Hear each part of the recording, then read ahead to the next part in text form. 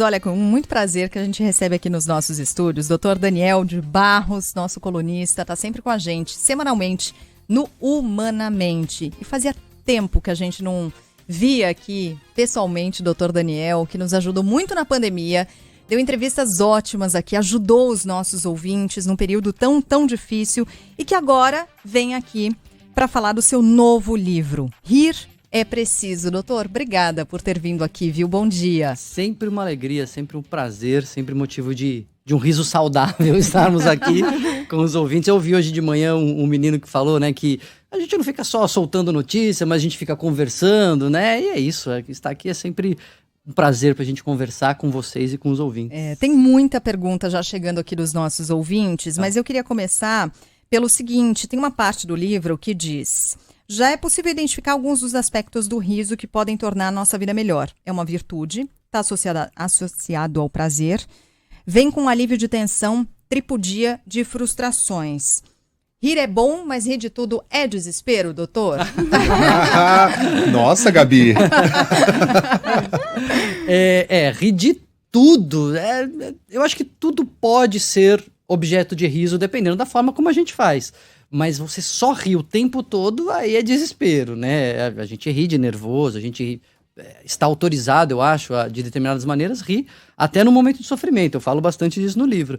Mas tem coisa que tem que levar a sério, né? E tem coisas das quais a gente não deveria rir. Uhum. Eu acho que é o desafio e a arte é a gente encontrar isso, né? Encontrar o ponto do que devemos e do que não podemos rir. Mas é preciso levar o riso a sério. E acho que a proposta do livro é um pouco essa. Conta pra gente como é que foi a ideia de construir esse livro, a divisão, como é que tá, doutor? É muito interessante, Sheila, que muito coincidentemente, logo antes da pandemia, eu tinha lançado O Lado Bom do Lado Ruim. Que eu falava das emoções negativas, a importância da tristeza, a importância da ansiedade. E na sequência veio a pandemia, assim, foi no mês que eu lancei o livro. E acabou que foi um livro importante, porque a gente foi mergulhado em emoções negativas, né? E aí no projeto seguinte com a Sextante, eu pensei assim, a gente pensou, poxa, mas e agora, né? E no pós-pandemia, quando vier esse momento de reconstrução, como é que a gente vai se reerguer? Que ferramentas que a gente tem para se levantar e seguir em frente? E o riso foi sempre um tema que eu gostei muito. Já tinha feito humanamente sobre o tema, né? Sobre o humor. E aí eu falei, bom, é a hora de a gente falar do riso. Então mergulhei, eu tinha muita coisa. Sabe aqueles livros que você vai comprando e acumulando e nunca lê? Um dia eu leio, né? Todo mundo sabe, né? Eu tinha vários sobre o tema. E aí eu falei, bom, agora é a hora. E aí fui, enfim, estudando, lendo e dividi o livro nos capítulos: o que é o riso, como nós rimos, por que rimos, quando, como e com quem, né? Quer dizer, onde e com quem. Então, assim, eu faço um panorama desde biologia, neurociência, psicologia, política. Aliás, tem um tema bem interessante do humor político. Que eu tenho uma dúvida que é a seguinte: como organizar de forma acadêmica, respeitando parâmetros técnicos, algo que é tão subjetivo quanto a graça, quanto o humor? É difícil isso também, né? É difícil, mas... Tem piada que não tem graça pra alguns, tem gente que ri, tem gente que não ri. Até isso, né? É tema de estudo, né? Por que alguns riem de umas coisas e outros não riem de outras coisas? Um dos caras que estudou mais legal, que eu cito bastante no livro, é o Robert Provine. Ele falou, cara, eu não vou teorizar, eu vou sair na rua e vou começar a anotar. Ele começou a anotar, ele e os alunos dele, onde as pessoas riam, em que contexto. Então fez um estudo antropológico do riso. Essa é uma maneira. A outra, você bota as pessoas na ressonância magnética, conta uma piada e quando elas riem, você vê como é que o cérebro tá reagindo. Enfim, tem várias maneiras. E uma delas... me chamar pra esse estudo, tá? Se precisar, adoraria. Mas tem um episódio histórico muito interessante do Schenner, o cara que botava os eletrodos no rosto das pessoas e fazia os músculos mexerem, e ele não conseguia fazer o riso sincero. Ele botava o eletrodo assim na bochecha, a pessoa ria, e ele tirava a foto, né, os primórdios da fotografia, e falava, cara, isso não é assim que a gente ri. Aí ele desligou os eletrodos, contou uma piada pro cara e tirou foto, ele falou, aqui tá o riso verdadeiro. E aí ele viu que no riso verdadeiro a gente enruga aqui o cantinho dos olhos num músculo que é involuntário, que a gente não consegue fingir. Sério? Então você vê na cara quando a pessoa não tava a fim de rir, né? É isso aí, dizem que a pessoa ri com os olhos, né? E é isso. É o músculo em volta do olho que ele enruga e ele não tá sob controle voluntário. Então... Mas, Daniel, na esteira da pergunta da Carla, você me fisgou logo na primeira palavra da introdução do livro, que é, você não usa o humor em todo o seu potencial. Primeiro, por quê? Por que a gente não usa? E segundo, se a gente começar a pensar em potencial do humor, em como ele pode ajudar a minha vida, ou seja, teorizar o humor e usar um instrumento e transformá-lo num instrumento, ele não vai perder a graça? Muito bom, Megali. Bom, primeiro, muito bom porque eu te fisguei na primeira frase, e esse era o objetivo, né? E aí que ele parou de ler, não? Não, porque uma das coisas mais difíceis, né, na abertura do livro, cara, você sabe que você fez uma pesquisa legal, tem coisa interessante, mas se você frustra o cara na primeira frase ali, você perde o leitor, então você desperdiçou o seu trabalho. Então você bolar um começo que fisgue é interessante. Mas de fato, a gente não usa porque quando eu fui estudar, né, e fui pôr ali minhas leituras em dia, você vê quanta coisa que o humor nos traz. O humor traz relaxamento, o humor traz conexão entre as pessoas, o humor ele aumenta a longevidade dos casais. Casais que riem juntos duram mais. Então, ele tem um potencial que a gente talvez use de forma intuitiva, mas não consciente. E eu até pensei nisso. Tanto pensei no que você falou, mas será que isso não tira a graça do negócio? Que eu termino a introdução falando do Rubem Alves, que ele divide as nossas coisas, né, os nossos itens da vida em ferramentas e brinquedos. Ele diz, a ferramenta serve para você fazer alguma coisa. A matemática é uma ferramenta. A poesia é um brinquedo. A poesia não serve para nada, ela só serve para nos alegrar. Ok, entendo, Rubem Alves, mas a gente pode se divertir com a matemática. E a poesia pode te ensinar alguma coisa. Então eu digo que assim, eu não estou querendo transformar o humor em uma coisa chata, mas mostrar que além de brinquedo, ele pode ser uma ferramenta também, pode ser algo bom para as nossas vidas. Se você descobre, por exemplo, que rir diminui a sua dor física, né? Ou a dor emocional. Eu conto que no meio da pandemia eu fiquei mal. Até falei, teve uma entrevista que a gente teve aqui, uma conversa que foi emocionante, tive com a Sheila e com o Ivan. Eu falo que eu não estava bem, e naquele momento eu falei, eu vou assistir comédia. Parei o que eu estava fazendo e fiquei assistindo Parks and Recreation, assim, maratonei uma série ótimo. Que é muito boa de comédia, e isso melhorou meu humor. Então, foi engraçado, mas foi útil, né? Então, acho que é um pouco isso que o livro também ajuda a gente a pensar. Quem diz que matemática não serve como entretenimento, como diversão, nunca leu O Homem que Calculava. Pois é. E quem diz que poesia não tem utilidade, nunca recitou Vinícius ou Fernando Pessoa numa paquera, né?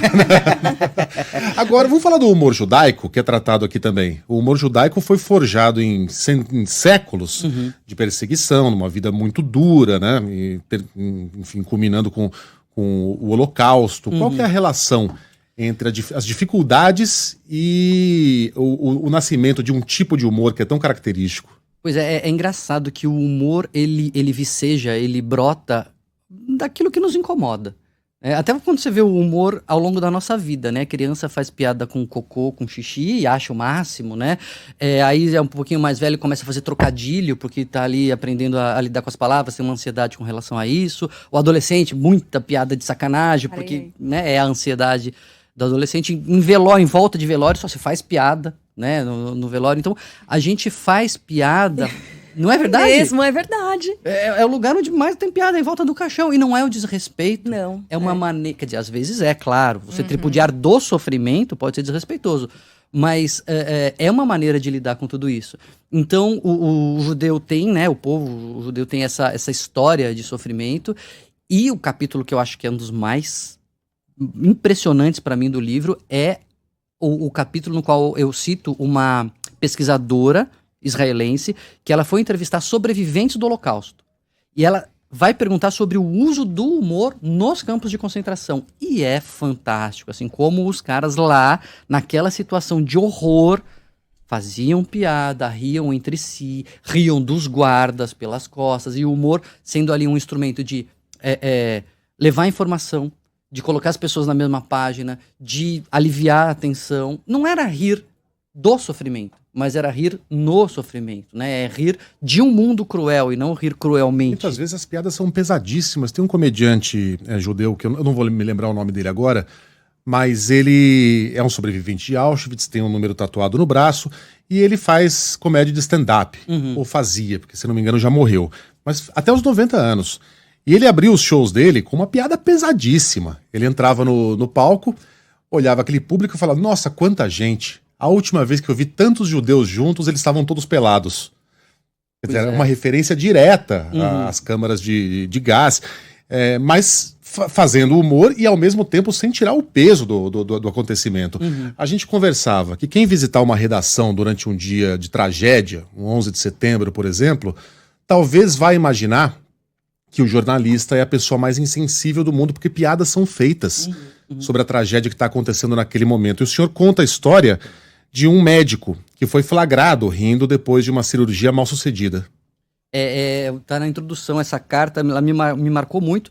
Na verdade, ele é chefe da anestesista enfermeiro, né? Ele é um enfermeiro anestesista ali, ele participou de uma cirurgia e a pessoa morreu. E aí ele estava se lavando para a próxima cirurgia, alguém fez uma piada, ele riu, e na hora que ele riu, ele cruzou os olhos com o filho do cara que tinha morrido. E aí ele escreve uma carta publica num paper, aí, num jornal científico, dizendo, olha, eu queria pedir desculpa, isso pareceu desrespeito, mas eu tenho certeza que seu pai entenderia que do jeito que eu estava lavando as minhas mãos, o riso é uma maneira de lavar nossa alma, porque eu ia entrar numa outra cirurgia. E isso acontece onde você entrar, assim, sala dos professores. Os professores vão estar rindo dos problemas que eles têm com os alunos, na redação, na sala do hospital. Enfim, a gente usa o riso como uma forma de se proteger, de lidar com as nossas dores, com o nosso sofrimento, o que não necessariamente pode ser, mas não necessariamente é desrespeitoso. Eu nem até cito... fuga. E nem fuga. É uma maneira de olhar... a maneira de você conseguir olhar de frente. Porque se você não fizesse isso, talvez você nem conseguisse olhar para aquilo. Né? Até pelo contrário, né? Tem um humorista, Francisco Spínola, humorista de internet hoje em dia, ele é novo.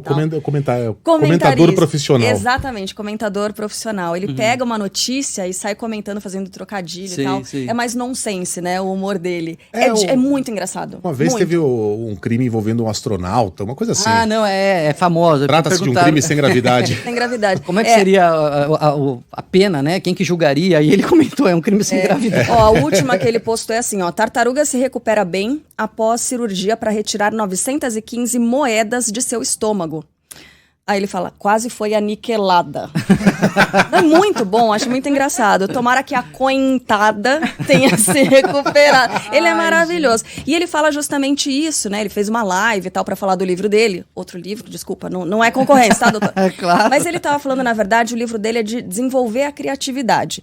E ele fala que o humor, às vezes, empurra quando a tristeza... ela faz com que a pessoa se encolha, né? Então, o humor muitas vezes empurra. E ele diz que é possível treinar isso, a criatividade, que esses comentários dele surgiram de um exercício de criatividade. É possível exercitar o cérebro para que a gente ria mais? Sem dúvida. O humor, eu cito muito o Ricardo Araújo Pereira, um comediante português maravilhoso, e ele fala... uma coisa que, enfim, outras pessoas falam também, mas que o humor é uma forma de você olhar as coisas por outro lado. Que é o que quando você vê num stand-up ou, enfim, qualquer comédia, você está vendo aquela situação cotidiana, mas interpretada ou olhada de uma outra maneira. Então, se nós exercitarmos esse outro olhar, putz, eu tô aqui no trânsito, vai estar tendo aí, o terminal tá parado. Qual é o lado irônico disso, né? Como é que eu poderia comentar ironicamente essa minha situação aqui? Pensar outras maneiras, o que meu chefe vai dizer, o que eu diria pro meu chefe, qual a desculpa que eu daria. Hoje eu cheguei aqui, dei um abraço em todo mundo, a Sheila diz que sujou o meu blazer com maquiagem. Eu falei, minha mulher vai adorar, né? A situação vista por um outro lado. É um exercício, é algo que a gente pode colocar no nosso dia a dia e a gente, com isso, torna o nosso dia a dia mais leve. Aproveitou já para se explicar, o disclaimer, né? O inteligente, a forma como ele já fez o disclaimer, né? Já, a Sheila. Já se explicou em casa, Usou nossa audiência. É isso. Doutor, olha, desculpa. Não, eu só ia registrar participações dos nossos ouvintes, porque são muitas. A Libéria é um exemplo disso que a gente está falando. Ela, olha, que conversa maravilhosa sobre o riso e tal. Eu muitas vezes dou risada das minhas situações difíceis. E principalmente depois que a situação passa, tudo acaba virando uma piada. Quando ela vai contar aquela história de novo, né? Tem esse efeito. E aí, tem gente falando aqui, muitas mensagens falando sobre velório, tá? Ouvinte fala, eu queria muito que normalizassem rir em velório. No velório da minha mãe, de quem eu cuidei por 6 meses e tal, eu encontrei uma amiga muito próxima. A gente se juntou com a minha irmã para lembrar coisas engraçadas envolvendo a minha mãe. Coisas que ela falava e tal. O que ela acha ir ao velório. E aí, enfim, caíram na gargalhada. Adivinha, né? Foram parar do lado de fora. É delicado isso ainda, né, doutor? Pois é, mas eu acho que é um pouco da turma cri-cri, assim, que gosta de encontrar, né, um motivo para criticar, porque é clássico. Todo velório tem isso, e é uma maneira de você lidar com a angústia da perda de quem se foi, com a angústia de quando você vai no velório, você sabe que você vai morrer também. Isso é angustiante, então é uma maneira de você lidar com isso, e você lembrar coisas positivas de quem se foi é a melhor coisa a se fazer em um velório. Assim, eu até, entrevista que dei falando sobre o tema, eu falo assim, quando eu morrer, chore, fique triste, mas ria das coisas, porque é o que fica, né? E isso ajuda muito. Então, está normalizado, tá, Libéria? Conte com o Rir é Preciso. O livro tá aí para ajudar nisso. O Weber mandou aqui uma situação pela qual acho que muita gente passa. Ele tem um grande problema. Toda reunião, ele tem um amigo e eles não podem se olhar durante a reunião. Porque eles olham um pro outro e pronto, começam a rir, eles sacam o que o outro tá pensando, enfim, já foram repreendidos. Até o mês passado foi assim: estou desempregado. Ele termina a mensagem dizendo. Literalmente, rimos muito, fomos demitidos. Fomos demitidos. Vale aquele meme.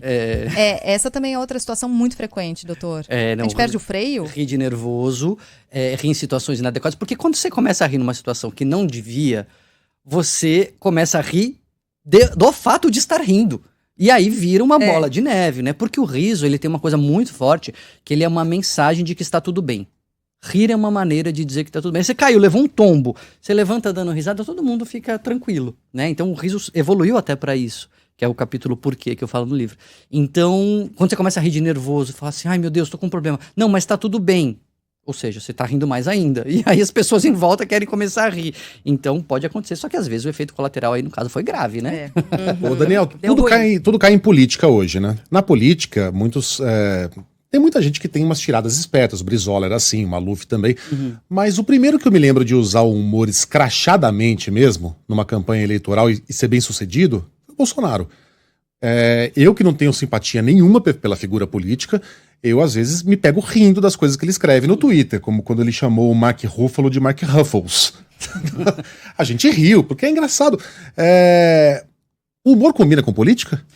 Nossa, humor, tem um comediante antigo, Will Durant, que ele dizia assim, é fácil fazer humor quando você tem o governo inteiro trabalhando para você, né? Isso já antigamente falava. Então, a política ela é um lugar privilegiado, porque o sujeito tá lá, exposto, fazendo besteira, porque não tem como ser político, não tem como você ter uma posição de liderança e acertar sempre.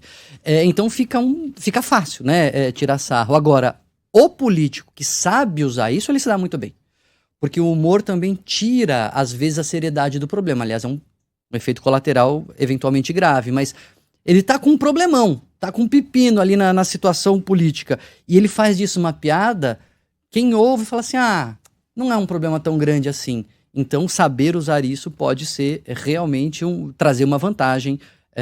Os políticos nos Estados Unidos, eles vão nos programas de humor, né? E riem deles mesmos. Eles fazem humor. Eles fazem humor. Eles participam uma vez por ano do jantar com os correspondentes estrangeiros. É verdade. E o próprio presidente, isso é uma tradição, ele faz um quadro de stand-up. Uma piada ali, né? Umas piadas. Agora, quero ver, Megali, isso é um índice que até propõe o índice de autoritarismo, o político que aceita ser alvo do riso. Aí, não, eu sou a favor do riso, eu sou a favor do humor, enquanto eu tô tirando o sarro dos outros. Não, tirar sarro de mim aí não pode. Aí é um índice, né, desfavorável para a democracia. Para a democracia, bem claro, né? É bom que se possa rir de todo mundo. Qual que é a relação do riso com a inteligência? Na verdade, eles andam de mão dadas, né? Eu brinco até que humor inteligente é pleonasmo. Se não é inteligente, não é humor, né? Porque o humor, ele depende dessa sacada, dessa mudança de perspectiva. E isso você só consegue fazer tendo conhecimento do assunto, tendo a velocidade de raciocínio, e não dá para fazer de forma superficial. Mas o humor é muito usado na sedução, né, Daniel? Todo mundo sabe que quando a gente faz a outra pessoa rir, o jogo tá meio ganho. Eu caio nessa, que é uma beleza. Sempre caí nessa. Sabe que eu até conto o começo de um capítulo do Quem, né? Com quem nós rimos, eu conto a minha história, que eu, enfim, adolescente lá, todo trambelhado, né? Sem muito jeito, assim. E aí fui conversar com meu pai e ele falou assim, fica a dica aqui, Quando você faz uma piada e a menina tá interessada em você, ela é a única que ri. Se ela é a única que ri, ela tá interessada. E se todo mundo ri, ela é a que mais ri. Eu até brinco, né? Eu acho que meu pai achava que o único instrumento de sedução que eu era capaz de usar era o humor. Não era muito mentira, mas, enfim. De fato, tem até pesquisas. O psicólogo e os seus alunos entram num bar e parece que é o começo de piada, mas não é o começo de uma pesquisa científica. E eles ficam... Eu tô rindo, mas não tô interessada. Assim, tô interessada no que você tá dizendo, mas não, né? Tem bandeira aqui.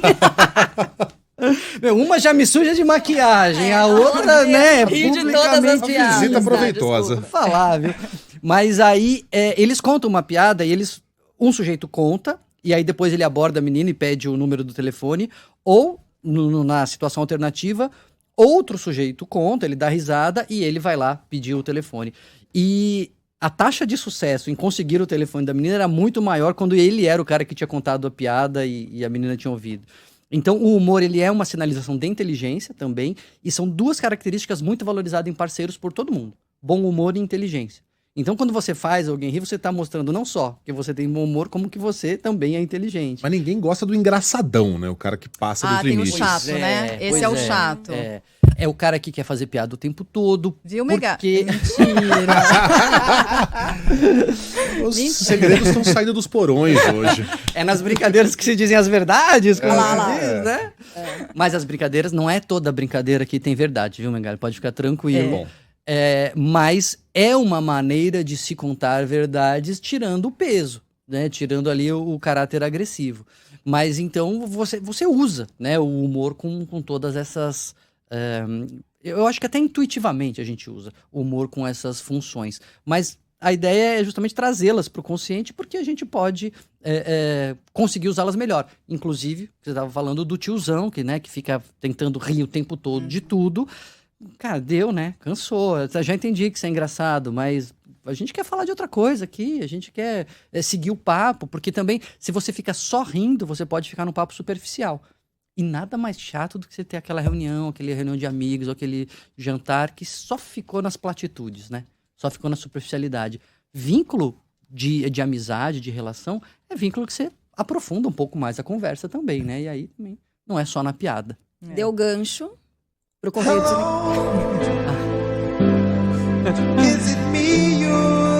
Correio Deselegante na Band News FM. Chegou algum pra nós aí, não? Chegou. Aqui, chegou. Chegou o tempo todo. Você vai? Eu vou com a Nana Campelo. Tem outra. Vai. Oi, Daniel, bom dia. O senhor acha engraçado o Correio Deselegante? Necessário? Eu acho horrível. Fel pra todo lado. Essa é uma... Eu vou falar que o Correio Deselegante, ele anda no fio da navalha. Eu acho que é por isso que ele faz sucesso, assim, porque ele vai ali no limite. Porque a gente ouve coisas agressivas, coisas que realmente você vê que a pessoa não tá brincando. Às vezes tá, tirando sarro e tal. E bullying de vocês. Também, né? Bullying, tem bullying, né? Tem aquela coisa... Mas tem coisas que são muito agressivas. Então eu acho que o Correio Deselegante, ele é muito interessante na medida em que quando você tira sarro da agressividade, você mostra o ridículo daquilo, você desarma a agressividade. É por isso que, por exemplo, ditadores e políticos com essas inclinações não gostam de piadas, porque tira a autoridade, tira a ameaça daquilo. Então é um xingamento que vem para te ofender e você vira o jogo e mostra, pô, isso aqui não é ameaçador, isso aqui é besteira. Então ele dá uma anestesiada, mas o fel brota, né? Você ficar lendo aquilo. Se você pudesse não ler nada de negativo, seria melhor. Mas vocês não podem, porque vocês têm que ler as mensagens. E aí as boas se misturam com as ruins. Vem de um tudo. Já que você tem que passar por isso, é melhor tirar sarro. Entendeu? Mas eu considero, eu já pensei muito sobre o Correio, sobre se a gente estava fazendo Todos um nós, bem né? ou um mal, se a gente não estava dando cartaz, holofote, palco para essa gente odienta, mas eu concluí que não, concluí que a gente tá mostrando a bunda mesmo. Surgiu de um desabafo, na verdade, né? Surgiu de uma forma até madura, com cara de maturidade, de lidar com isso. Eu acho, né? A minha opinião. Eu acho que é uma maneira eficaz, talvez a melhor maneira, já que vocês não podem não passar os olhos por essas mensagens, a melhor maneira é isso, é tirar sarro mesmo, mostrar que é bobagem, enfim, e desarmar Eu só acho que a divisão podia ser mais justa. A gente podia pensar nisso. Deu, né, o tempo, infelizmente. Muita gente perguntou o negócio de limite do humor, mas acho que não é nem... Não é nem nem o caso, né? Ó, eu vou falar. É porque ninguém mais aguenta essa pergunta. Tem uma discussão muito boa sobre o politicamente correto e o limite do humor. Eu falo sobre isso, mas aí a pessoa pode comprar. Tá hoje nas livrarias. Já hoje, lançamento, sexta-feira que vem, dia 23, na Livraria da Vila da Fradi Coutinho. Eu e o Wellington Nogueira, o fundador dos Doutores da Alegria, vamos fazer um bate-papo lá pra autografar e lançar o livro. Sexta-feira. Mas a gente vai querer o autógrafo, pode ser? Pra vocês é aqui. Por Tem gente favor. que detesta os Doutores da Alegria, né? Eu posso contar uma piada sacana? Claro. Cara, ele não vai ficar chateado, né? Não sei, mas é humor. É uma tirinha ótima que eu dei tanta risada. É o cara falando pro paciente, assim, o médico, né? O senhor está com câncer terminal.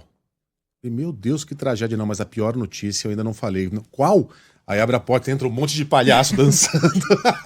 Pior notícia que vão vir os outros. Tem que saber usar. O humor é isso. Rir é preciso. Doutor Daniel de Barros, lançando esse livro, sobre o qual a gente conversou nessa última hora aqui. Doutor, parabéns. Obrigado. Estamos avançando na leitura. Eu já li aqui a primeira parte, que fala de corpo, tem a segunda parte que fala da mente e de sociedade, que é a terceira e última parte. Demais, viu? Parabéns. Legal, obrigado, gente. Boa sorte com o livro. Fica a dica aqui para os nossos ouvintes. Um beijo, obrigada pela presença. Obrigado a por aqui. vocês, gente. Abraço pros ouvintes. Valeu, Daniel. Bom, obrigada. Tchau.